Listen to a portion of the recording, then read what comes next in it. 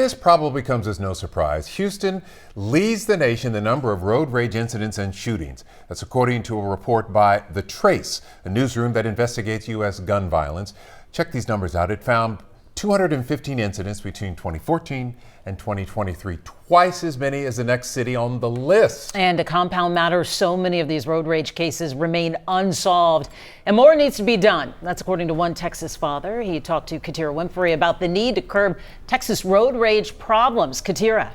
Well, Lynn and Mia, Louise Wilson was shot to death on the Pierce Elevated 1 year ago, and her father tells me he's pushing for legislation changes and technology upgrades to take aim at road rage suspects to not let his daughter's death be in vain.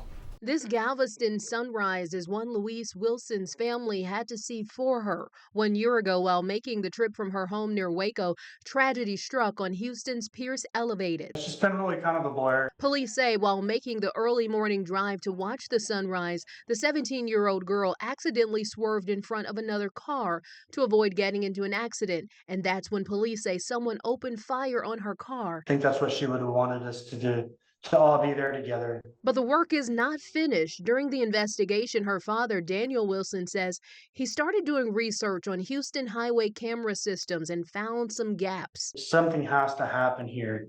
You know, Texas cannot keep leading the nation in these types of killings. From there, he learned about the Illinois Tamara-Clayton Expressway Camera Act, a program to increase cameras along expressways in Cook County.